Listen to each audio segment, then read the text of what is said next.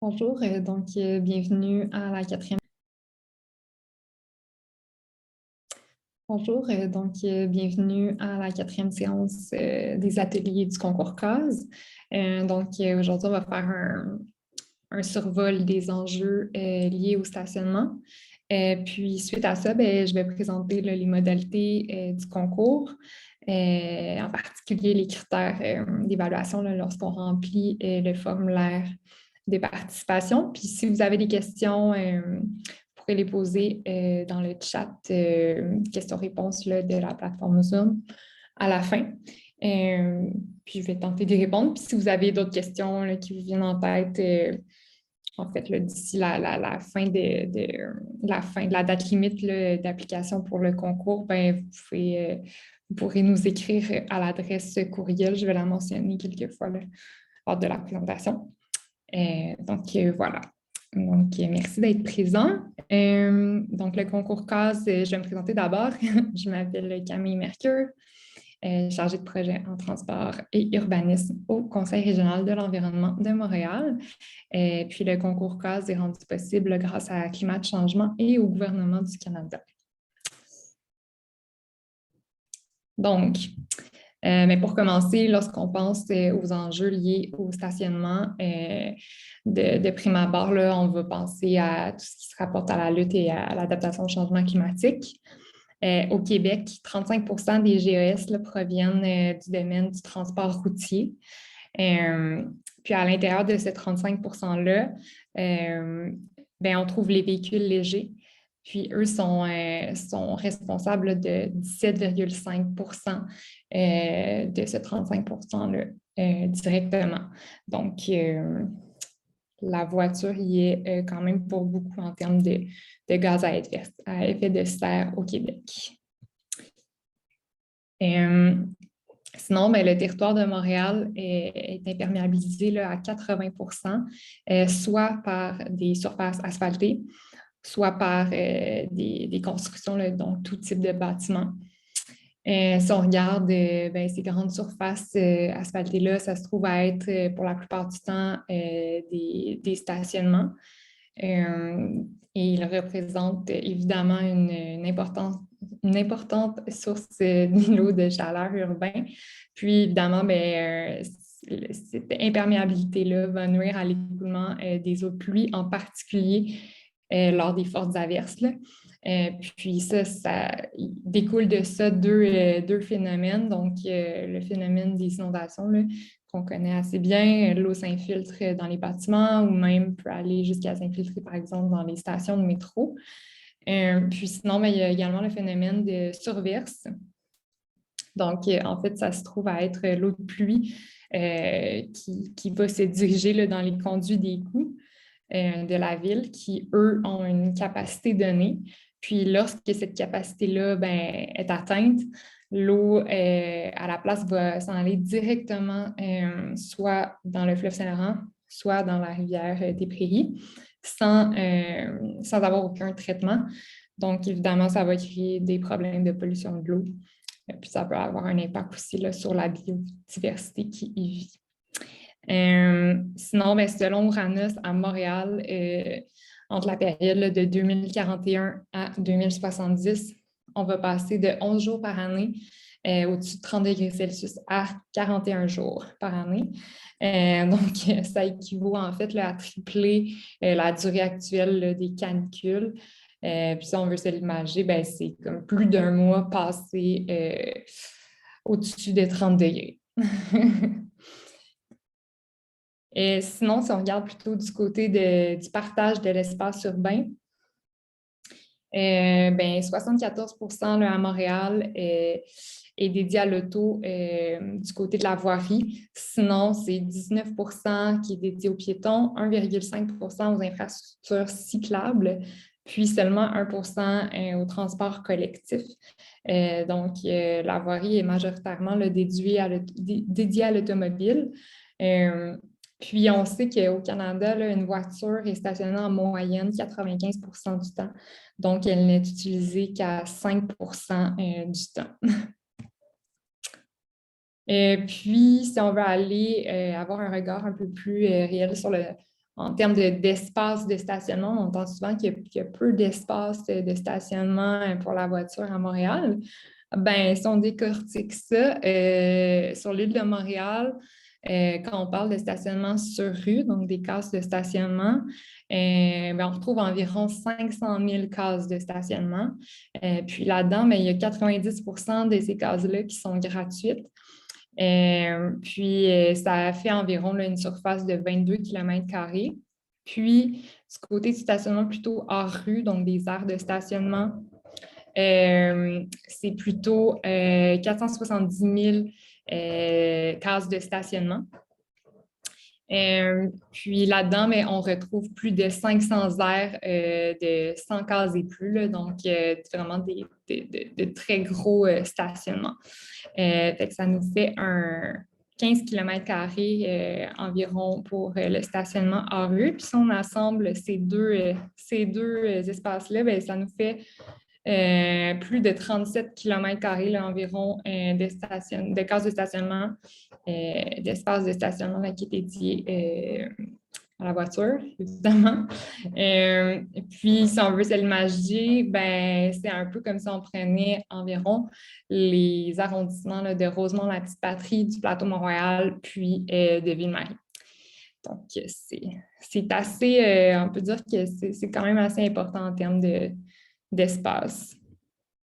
Du côté du partage des coûts,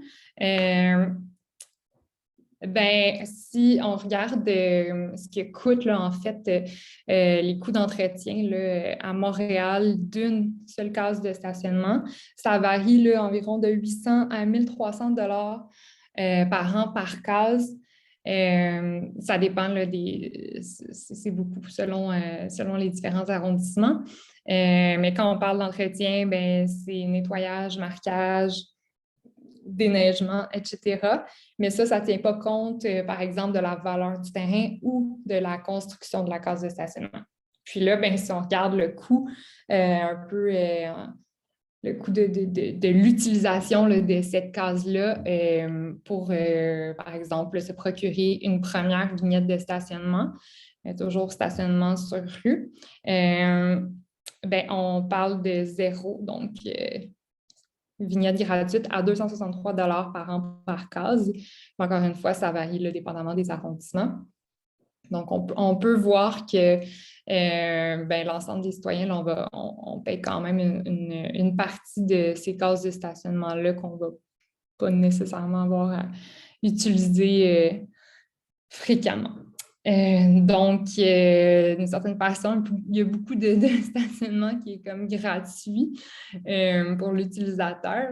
Donc, évidemment, lorsqu'il y a, comme je le disais aussi, là, il y a 90% des cases de stationnement, c'est ça, qui sont gratuites sur l'île de Montréal.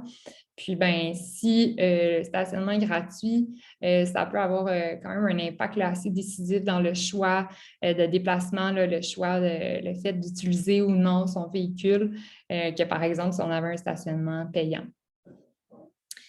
au lieu d'opter pour un mode de transport, soit le train, le bus, le métro ou même la marche. Du côté de la motorisation des ménages, ben, au Québec, il y a une augmentation de 66% des véhicules personnels entre 1990 et 2019. Là, ça équivaut à une hausse 3 fois plus importante que la croissance démographique là, de la province. Si on regarde au niveau de la sécurité, au Québec, population générale, là, c'est une collision sur 8 implique un piéton. Impliquant un piéton, bien, ça se passe dans un stationnement. Puis, du côté des aînés, bien, c'est plutôt une collision sur 5 impliquant un piéton aîné là, qui a lieu dans un stationnement. Donc, on peut vraiment se rendre compte là, de l'importance d'aménager des stationnements de façon beaucoup plus sécuritaire et favorable au mode de déplacement actif là, comme la marche et le vélo. Juste ici, j'ai un exemple un peu pour vous imaginer un stationnement qui est assez peu enclin là, au déplacement actif, qui est vraiment plutôt fait pour la voiture. Donc, on a une épicerie qui se trouve là aux abords des artères Jarry et Christophe-Colomb, deux artères assez passantes, autant en termes de véhicules là, que de piétons, de vélos. Puis, où se trouvent les trois encerclés en rouge, c'est des lieux où il pourrait avoir ce qu'on appelle une ligne du désir. Donc, qu'est-ce qu'une ligne du désir? En fait, c'est un chemin qui se crée là, graduellement avec un passage répété, soit de piétons, de vélos, de skateboard, en tout cas, peu importe, on prend le principe. Puis en fait, cette ligne du désir-là, là, ces chemins-là, c'est des chemins qui vont être directs, logiques, qui vont se faire dans un souci là, d'être plus efficace en termes de déplacement. Puis ça, on regarde un petit peu plus en détail. Bien, ici, on trouve un arrêt de bus. Donc, on peut penser qu'il y a une fréquence là, de déplacement massive de gens qui voudraient plutôt que de passer, je reviens là, plutôt que de passer. Ici, on a une entrée pour la voiture au nord de Christophe-Colomb. On en a une côté Jarry-Est, puis une qui se trouve à l'autre extrémité là, de l'épicerie. Puis juste ici en haut à droite, on trouve une polyvalente.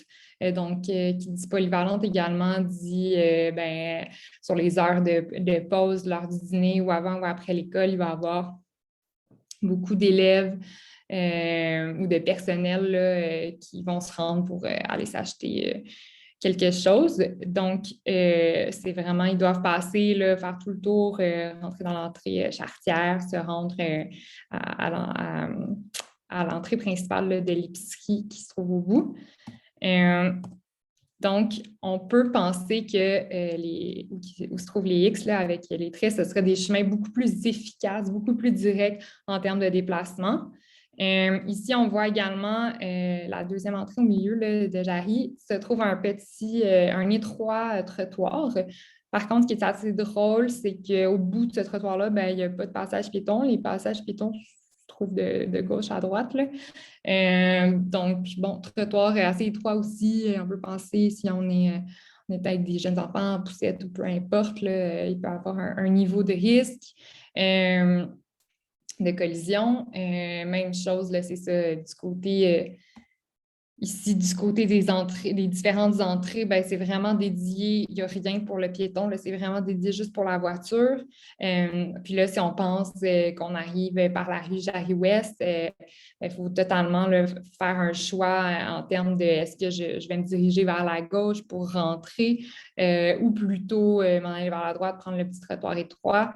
Bon, on peut constater que c'est vraiment pas adapté là, c'est ça, au déplacement actif. Puis on sait qu'il y a aussi beaucoup de personnes âgées qui vont se rendre à l'épicerie parce que ça reste un lieu essentiel. Donc, qui dit, bon, personne aînée, dit parfois, c'est moins en forme, un peu plus de fatigue, on va préférer des chemins plus directs. Est-ce que on va tenter là, de s'immiscer parmi les places de stationnement, les véhicules, puis là, peut-être avoir, pas la chance, là, mais avoir un risque d'une peut-être collision. Donc, c'est vraiment un stationnement là, qui aurait un grand potentiel en termes de signalétique, de sécurité, d'implantation aussi, plus de verdissement. On voit que c'est quand même une grande surface d'îlot de chaleur urbain. C'est ça, pour que ce soit adapté de façon plus équitable aux différents modes de déplacement. Sinon, si on pense à des besoins autres là, de façon plus générale, ben, Montréal et Laval, il manque plus de 9000 places en CPE actuellement. D'ici 2050, ben, la Ville de Montréal prévoit une hausse de 23 de la population, dont 182 000 nouveaux ménages à l'intérieur de ça. Donc, si on pense espace de stationnement, là, je vais vous donner quelques petits exemples d'usages alternatifs, mais ça peut être toute autre chose. Mais évidemment, ben, on parlait de verdissement, d'îlot de chaleur, donc ben, tout ce qui est parc, plate-bande, on peut voir là, juste avec le déneigement l'hiver, On sait qu'il y a des cases de stationnement qui ne sont pas déneigées du tout parce que bon, il s'amasse à avoir des bancs de neige qui dépassent le trottoir ou la plate-bande. Bien, ça pourrait être des cases des potentielles plates-bandes plus grandes qu'on pourrait aménager tout au long de l'été, puis qui pourraient rester comme ça l'hiver. Sinon, on sait que les jardins communautaires, bien, il y a une liste d'attente à Montréal, donc des possibles espaces de jardin. Évidemment, terrasse publique, là, on l'a vu avec la pandémie, partagée, place publique, centre communautaire, davantage de bibliothèques. Ça peut être aussi là, des espaces dédiés à l'art urbain ou tout simplement, là, comme je le mentionnais, des aménagements plus sécuritaires pour les déplacements actifs. Sinon, du côté des besoins en transport, du côté de l'agglomération de Montréal, avec l'accroissement démographique, bien, le projet de ville prévoit 700 000 déplacements quotidiens de plus d'ici 2036.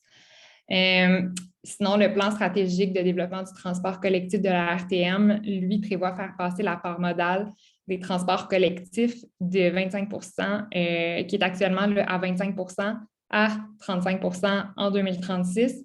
Puis le plan cadre vélo, lui, c'est plutôt de 5 actuellement pour la part modale du vélo à 15 dans les arrondissements centraux d'ici 2032. Puis évidemment, on sait qu'en 2035, on n'aura plus le droit de vendre des véhicules à essence, des véhicules personnels à essence au Québec. Donc, qui dit interdiction de vendre des véhicules à essence, évidemment, il va y avoir plus de véhicules électriques. Donc, il y aura des besoins, là, davantage de besoins en termes de bornes de recharge pour les véhicules électrifiés. Donc, on prévoit des besoins là, de 10 000 bornes idéalement en 2030 si on regarde du côté des recharges normales. Puis, si on parle en termes de recharge, de bornes à recharge rapide, ce serait plutôt des besoins là, de 1400 bornes pour 2030.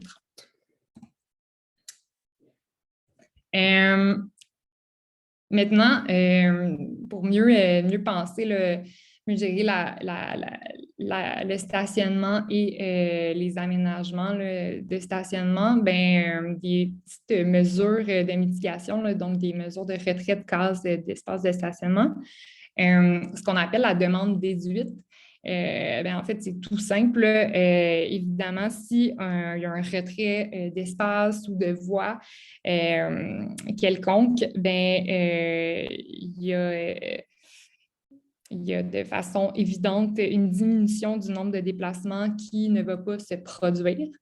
Et donc, par exemple, on pourrait penser si on va dans cette optique-là, un immeuble qui ne contient pas d'espace de stationnement, les gens qui y vivent, les ménages vont avoir tendance à ne pas posséder de voiture.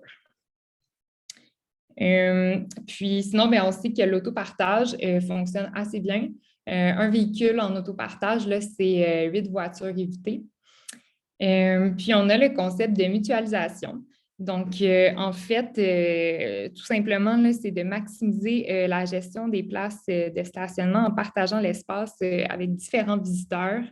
Par exemple, on aurait une entreprise, si on pense qu'il y a un espace de stationnement avec des employés là, qui travaillent des heures régulières de 9h à 17h la semaine, le stationnement n'est pas ou peut utiliser le reste du temps, donc les soirs de semaine et la fin de semaine.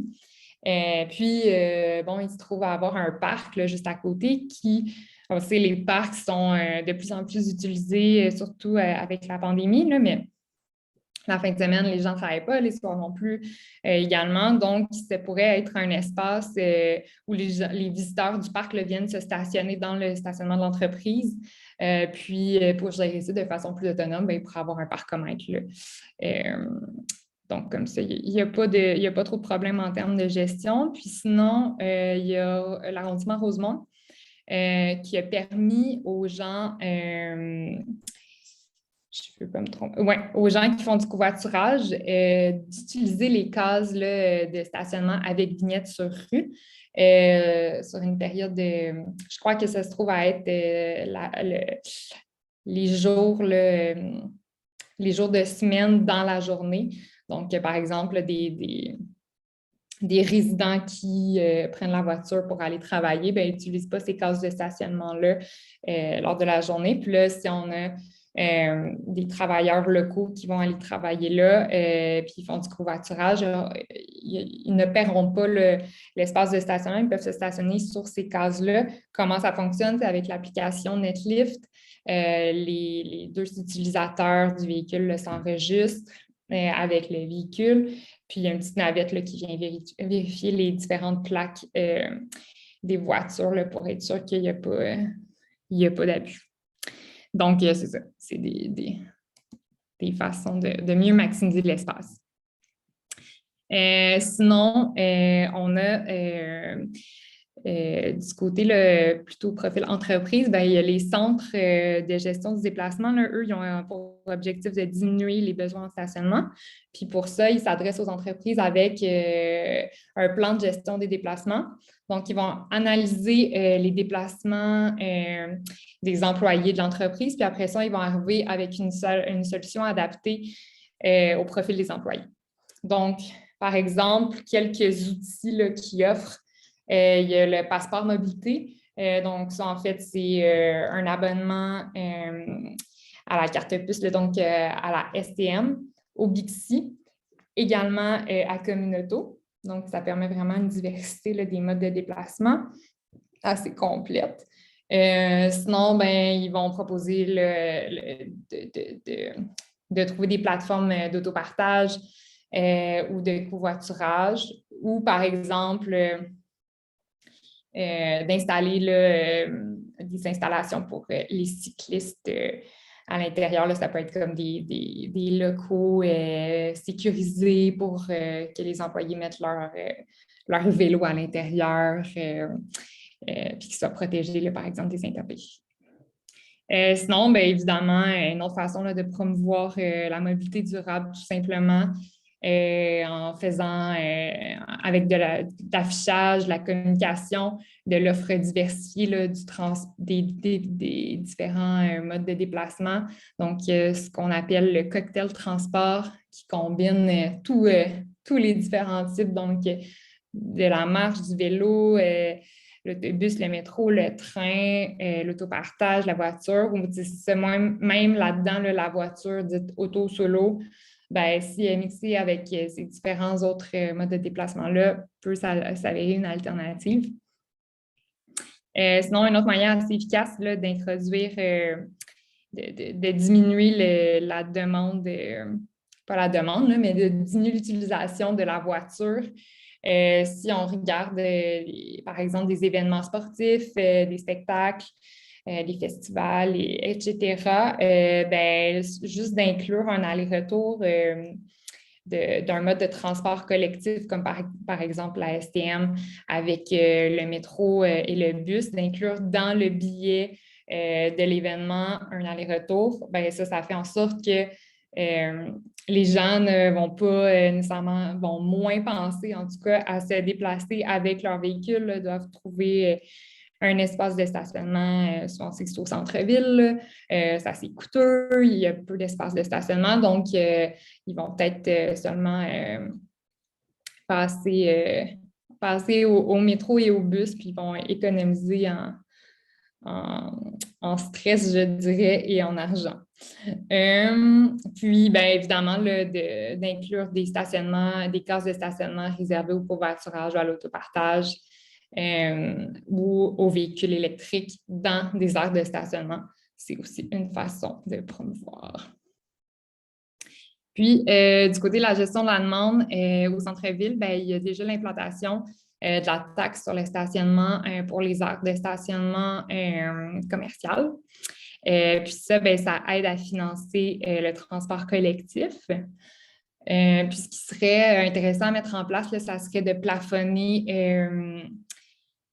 dans le fond, les vignettes, parce qu'il y a quelques arrondissements là, qui n'ont pas nécessairement des limites du nombre de vignettes, puis d'instaurer une liste d'attente pour les vignettes plutôt qu'il y ait des listes d'attente de jardins communautaires. Ce serait intéressant.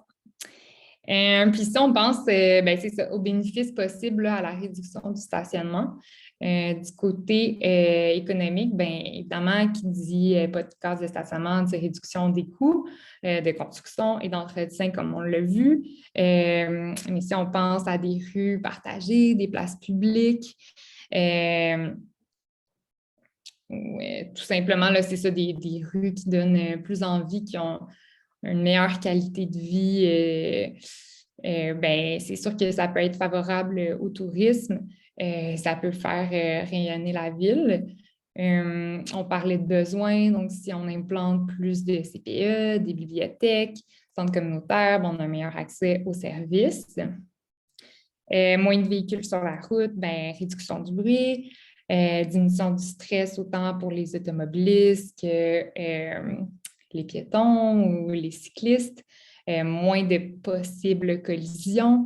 Si on pense à des rues partagées, on sait que des deux côtés, là, il y a une meilleure attention de l'autre type de déplacement. Donc, autant les automobilistes vont avoir plus conscience qu'il peut y avoir, par exemple, c'est ça, là, plus d'enfants, plus de piétons tout près. Souvent, les limites de vitesse sont réduites. Sinon, ben, c'est ça, si on a moins de véhicules automobiles, ben, on va opter pour un déplacement plus actif. Donc, on va faire une activité physique. Évidemment, on sait que c'est assez bénéfique pour la santé. Puis, meilleure cohésion sociale, comme je disais aussi, d'avoir des rues partagées, par exemple. Il y a meilleure communication là, entre les différents acteurs des types de déplacements, meilleure conscience. Et puis, ben, ça peut être aussi des espaces là, pour l'art public. Puis, évidemment, l'impact environnemental que ça peut avoir de réduire le nombre de véhicules sur la route, puis de dédier ces espaces-là, par exemple, à des espaces verts, à plus de divertissement, c'est ça, moins de véhicules, donc réduction du bruit, meilleure qualité de l'air. Si on pense à plus d'espaces de divertissement, c'est sûr que c'est bénéfique là, pour la biodiversité. On pense juste aux insectes pollinisateurs, aux oiseaux, etc. Puis, évidemment, ça a un impact direct sur la diminution là, des gaz à effet de serre. Et donc, ça nous fait donc un grand terrain de jeu là, pour repenser ces 37 km carrés de possibilités autres que des espaces asphaltés. Donc, ça peut aller vraiment là, du réaménagement d'un stationnement à quelque chose de totalement différent. Puis c'est là que le concours CASE, c'est vraiment là, dans cet esprit-là que le concours CASE sincère. Donc, de stimuler la réflexion là, sur l'utilisation de l'espace qui est dédié à l'automobile. Donc, ce qu'on accepte, là, ce qu'on veut voir émerger, c'est des idées de projets, soit réels ou fictifs, d'amélioration ou de substitution à des aires de stationnement. Ça peut être, c'est des espaces de stationnement sur rue ou hors rue qui doivent être existants, là, par contre, sur l'île de Montréal. Comme on a vu, ce n'est pas l'espace qui manque qui est dédié au stationnement à Montréal. Puis ces idées de projets-là là, vont être diffusées sur les différentes plateformes du CRA Montréal et du concours CASE. Puis, je le répète, là, mais c'est vraiment un concours d'idées. Donc, c'est pour ça que qu'on parle de projets un peu plus fictifs. Il n'y a pas de barrière, là, il n'y a pas de... Vous n'avez pas à vous restreindre là, que l'idée est trop flyée ou trop impossible. Là. Un peu plus tard, un peu plus loin, on va voir les différents critères d'application, mais si l'idée se tient, il n'y a rien qui empêche là, de soumettre votre idée de projet parce que ce n'est pas un concours de réalisation du projet. Par contre, rien n'empêche, si vous en avez les moyens, autant financier que du côté là, qui peut être plus utile, des fois, c'est du côté réglementaire. Là, mais bref, c'est vraiment un concours d'idées, donc ne vous freinez pas à ne pas soumettre une candidature. Donc, le concours a été lancé début février, puis vous avez jusqu'au 15 mai 2022 à minuit pour soumettre votre candidature. Donc, ça laisse un peu plus d'un mois encore. On a séparé les idées de projet en 3 différentes catégories. Donc, on demande aussi là, que ce soit des équipes de 3 personnes minimum et plus ou des organisations. Donc, les 3 différentes catégories, professionnels, étudiants, citoyens. Donc, citoyens, organisations communautaires, regroupements citoyens, étudiants, la majorité de personnes qui étudient dans l'équipe. Puis professionnels, des professionnels, là, des gens du domaine de l'architecture, architecture de paysage, design, urbanisme, etc. Ou des professionnels qui sont rémunérés là, pour soumettre ce projet-là. Puis sinon, si vous êtes trop hésitant là, de la catégorie à choisir lorsque vous soumettez votre candidature, sélectionnez celle que vous pensez qui est la mieux. Puis nous, on demande là, dans le formulaire une courte description là, du profil des membres de l'équipe. Puis on se réserve le droit là, de changer la catégorie si on trouve que ce n'est pas représentatif. Sinon, nos différentes plateformes où on diffuse l'information concernant le stationnement et le concours. Il y a Instagram, concours par en bas case. Sinon, sous le Facebook et le Twitter, c'est sous les rendez-vous de la mobilité durable à Montréal, donc la campagne J'embarque, les rendez-vous de la mobilité durable, qui se déroule tout au long du mois de septembre. Le restant de l'année, un peu moins actif. Puis, donc c'est ça, on s'insère un peu là-dedans, là, parce que le concours case s'insère bien dans le concept de mobilité durable. Puis, évidemment, on a notre site web. Donc, pour soumettre la candidature, c'est là, avec plein d'informations. Là, on a des exemples de projets, on parle du concours, on a de la documentation, puis évidemment, un formulaire de soumission. Et lorsqu'on aura les candidats, on aura davantage de candidatures, on commencera à diffuser les différentes idées. Surtout après là, la date limite de la réception des candidatures. Sinon, c'est 5 gagnants. Le concours CASE remet des prix en argent d'une valeur de 1 000 $ à 5 idées gagnantes. Donc, on a les 3 catégories, là, soit professionnel, étudiant, citoyen. Le jury va décider d'un projet gagnant de chacune de ces catégories-là. Puis sinon, il va regarder toutes catégories confondues, un autre projet qui trouve, je dirais, wow, qui sort vraiment de l'ordinaire, qui répond à tous les critères ou qui dépasse, là, qu'on appelle mention du jury. Puis, il y a le coup de cœur du public. Donc, ça, ce sera sur une période de temps qu'on va annoncer là, sur nos différentes plateformes, d'inviter les gens, là, le public, à voter pour le projet qu'ils préfèrent. Puis, ce sera tout simplement le projet qui se verra accumuler le plus de votes, qui se méritera un prix de 1 000 $. Puis sinon, justement, pendant la campagne J'embarque, il va y avoir la remise des prix du concours CASE en septembre. Donc, dévoilement des gagnants, ouvert aux participants, jury, professionnels du domaine de l'aménagement et de la mobilité. Donc, un peu sous forme de 5 à 7. Puis, suite à ça, là, ce qu'on aimerait, ce serait d'exposer les différents projets gagnants aux lieux sélectionnés, là, donc soit aux cases, aux espaces de stationnement, qui seront rendus, qui seront sous forme là, de rendu architectural qu'on aurait fait affaire avec une firme.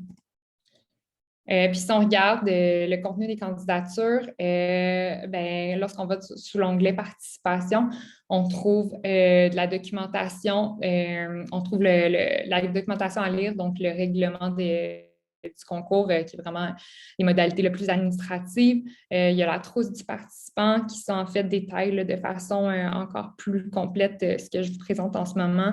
On trouve pas mal toute l'information du concours. Puis sinon, la documentation à télécharger, à remplir et à remettre, c'est sous forme de PDF éditable. Donc, le formulaire de participation qui inclut une section identification de l'équipe, description du projet, puis questionnaire d'évaluation. Puis sinon, on a le formulaire, l'attestation du représentant du projet, là. Donc, ça, en fait, ça se trouve à si une équipe est gagnante, un projet est gagnant, on va remettre le prix en argent à une personne. Donc, c'est on demande là, à l'équipe d'être unanime sur le choix de la personne, donc du représentant du projet qui va savoir remettre le prix. Puis après ça, ça va être à l'équipe à voir comment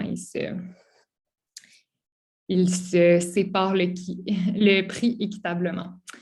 Puis sinon, on demande également 1 à 5 images en format JPEG d'une qualité de 300 dpi idéalement parce qu'on veut diffuser les idées de projet là, sur nos plateformes web.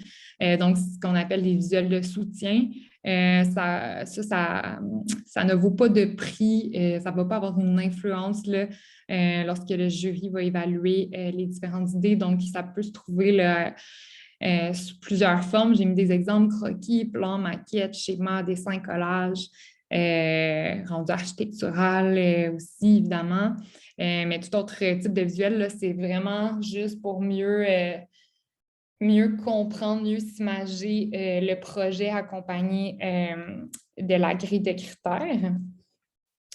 Puis la taille de tous ces documents-là, là, donc il y a le formulaire d'attestation, puis les différentes images doivent faire une taille maximale de 25 MB. Si ça dépasse, il y a le site web, le WeTransfer, je pense que c'est .com, donc www.wetransfer.com. Donc ça permet d'envoyer des documents là, plus lourds. Je pense que ça va jusqu'à 2 gigs, si je ne me trompe pas.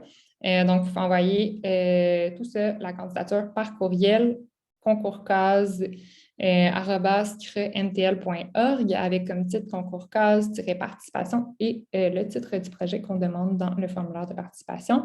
Maintenant, du côté des critères d'évaluation des dossiers, là, donc dans le formulaire, une fois qu'on a rempli les infos par rapport au projet et à l'équipe, on demande de répondre, de décrire votre projet en fait. Donc, on l'a séparé en 5 différents critères qui valent tous des points.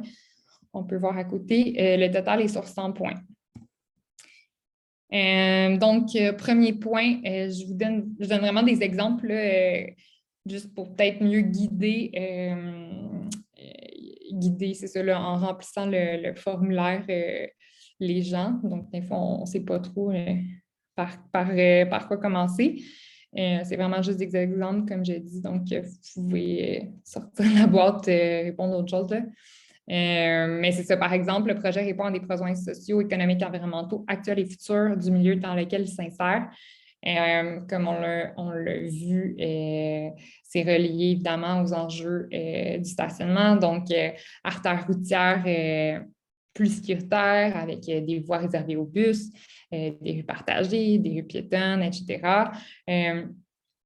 Ça peut être aussi un besoin évidemment, qui répond à la réduction des gaz à effet de serre, qui diminue les espaces d'îlots de chaleur urbains. Par exemple, l'implantation d'une garderie, on sait qu'il manque de place en CPE, on sait qu'on est en crise du logement. Donc, on va pallier avec des bâtisses qui vont pallier ces besoins-là. Sinon, espace vert, borne de recharge électrique, etc. 1.2, avec quelles données ou méthodes avez-vous documenté ces besoins-là? Euh, Toutes sortes de documentation type, là, j'ai mis des exemples, bon, des mémoires, des rapports, des Statistiques Canada, l'INSPQ, l'IDU, ben, Oranos, tout ce qui est politique, le politique de développement durable, plan climat Montréal, plan stratégique, etc. Et on demande de mentionner les extraits. Sinon aussi, vous pouvez ajouter, puis ça c'est quand même intéressant, là, une photo ou une vue aérienne là, de type Google, un peu comme mon exemple précédemment, de l'espace de stationnement qui peut aussi, de façon imagée, là, refléter la problématique de l'espace. Puis ça peut être aussi ajouté à, j'avais mis une à 5 images par candidature. Par contre, là, si vous ajoutez l'espace de stationnement, ça peut être 6 images. Un peu en mode avant-après, c'est ce que je voulais dire qui était intéressant. Sinon, ben, ça peut être des ouvrages spécialisés, consultation du voisinage, etc. Donc, c'est ça, 1.3, quel type d'acteur et de savoir avez-vous mobilisé pour documenter ses besoins? Fait que, c'est ça, on parle de voisinage, si on a une majorité, un nombre de gens, là, par exemple, qui habitent près de chez nous, puis qui a vraiment une problématique, je ne sais pas, une artère ou un espace de stationnement, il y a quelque chose, il y a vraiment un besoin criant. Puis c'est ça, vous avez l'approbation de plusieurs gens, ben, c'est intéressant de l'intégrer. Donc, population, voisinage professionnel, professeurs, etc. Point 2, le projet prend en compte les réalités réglementaires, techniques, économiques et politiques. Quels sont les obstacles à la réalisation de ce projet? Par exemple, ben, la réglementation n'est pas adaptée à la mise en place du projet. On demande des extraits réglementaires. Les coûts sont très élevés.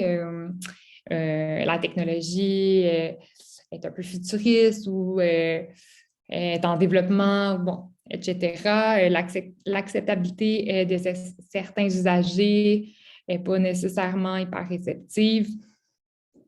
C'est vraiment des exemples. Puis là, ben, on demande ben, comment est-ce que vous allez contourner ces obstacles-là en modifiant la réglementation de telle façon, avec une campagne de sensibilisation, une stratégie de financement, etc. Point 3, le projet repousse les meilleures pratiques actuelles en réduction, optimisation et gestion du stationnement. Quelles sont les méthodes ou solutions choisies? Donc, ici, c'est vraiment une liste de ressources là, très riche en termes de meilleures pratiques, justement, là, de la mobilité durable ou de l'aménagement ou de la gestion du stationnement. Les trois premières ressources sont en anglais. Sinon, le reste, c'est en français. Donc, c'est ça. C'est comme par exemple, notre Just Bike parle beaucoup d'aménagement et de gestion, de l'aménagement du territoire, de gestion du stationnement. C'est une chaîne YouTube. Ces ressources-là, je vais les intégrer là, au site web, idéalement dans un onglet à part, où il se trouvera aussi la vidéo actuelle, la présentation actuelle. Donc, c'est ça. Il y a vraiment une foule d'informations qui peut donner des idées ici. Donc, la plateforme Collectivité viable de vivre en ville, Vélo sympathique, les fiches de piétons Québec, on parle à des aménagements mieux adaptés aux personnes aînées, etc. 3.2, en cas d'émission de l'espace de stationnement, quel sera l'impact du retrait et comment cet impact sera-t-il atténué par des moyens nouveaux existants? Par exemple, moins de places de stationnement pour les visiteurs automobilistes parce qu'on a retiré des cases, mais on a décidé d'implanter un local à vélo, ou le prolongement d'une ligne d'autobus qui, auparavant, ne desservait pas cet emplacement-là, mais là, elle le fait. Point 4, le projet propose des concepts d'aménagement de construction du site inédits ou novateurs et contribue à la discussion sur l'aménagement de la ville. En quoi votre projet est-il novateur? Ben, il n'y a pas ou peu d'exemples existants au Québec. C'est une combinaison audacieuse d'idées. Et dernier point, qui va un peu plus sur le volet esthétique, le projet s'intègre bien dans son environnement. Comment il le fait. Donc, par exemple, ben, par son design adapté au bâtiment de la rue. Il met en valeur des éléments du patrimoine architectural ou naturel. Donc, voilà. Puis ici, on a mis des exemples d'idées existantes. C'est vraiment des exemples, juste encore une fois pour inspirer les gens. Donc, on a par exemple une voie réservée pour bus à gauche. On parlait d'implantation de bornes de recharge électrique dans des aires de stationnement, des cases dédiées à l'autopartage. On connaît bien les terrasses publiques, les placotoirs là, qui ont pris des cases sur rue, surtout à Montréal, là, mais en ville un peu partout. Donc, c'est ça. Si on implante par exemple des terrasses, bien, on enlève des cases de stationnement. Ici, on a un stationnement étagé qui se trouve dans le quartier Saint-Roch à Québec, la Falaise apprivoisée, avec une toiture verdie. On a le futur projet là, du centre commercial Wilderton, qui est un projet de redéveloppement qui a beaucoup agi sur la réduction de stationnement de surface, puis qui est également une propriété mixte, donc autant du résidentiel que du commercial. Sinon, ici, on a l'espace Boyer qui se trouve à être sur la rue Beaubien. Juste auparavant, c'était une aire de stationnement là, pour automobilistes.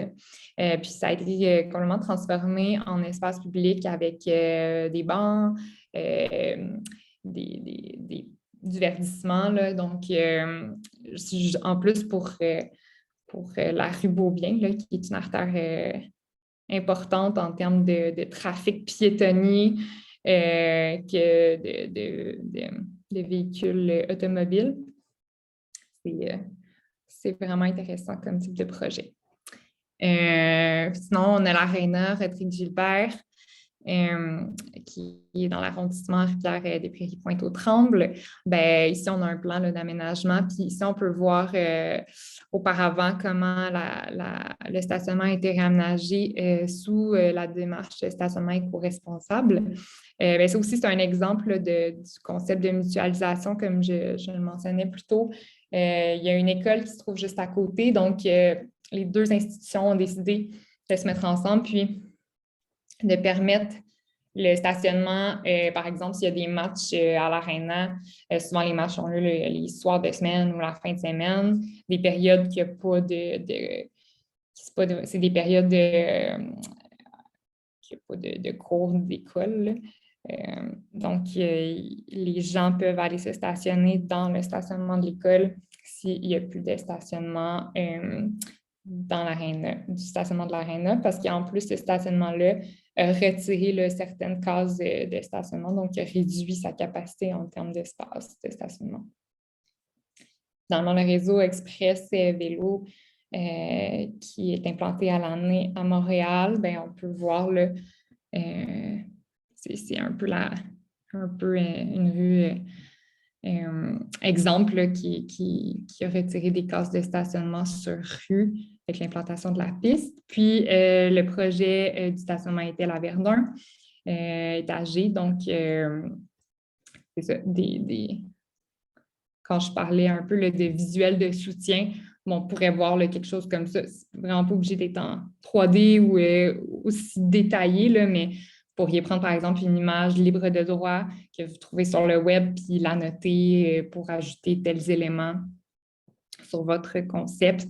Donc, on peut voir qu'il y a du verdissement. On peut penser à des commerces éphémères ou des petits food trucks ou des propriétés comme ça là, qui pourraient trouver place sur le stationnement. Donc, voilà. C'est ce qui met fin à la présentation. Si vous avez des questions, vous pouvez les inscrire dans le chat, le questions-réponses. Puis sinon, comme je le disais, bien, si vous avez des questions qui émergent d'ici le 15 mai, bien, vous pouvez toujours écrire à Concours Case. Là. @cremtl.org. Et puis sinon, il y a l'onglet Foire aux questions FAQ via le site web du concours CASE. En fait, c'est une page qu'on met quand même assez fréquemment à jour. Là. En fait, lorsqu'on reçoit des questions qu'on trouve pertinentes ou qui pourraient justement éclairer certains candidats, c'est ça, on va mettre des questions-réponses pour mieux vous guider dans l'application au concours.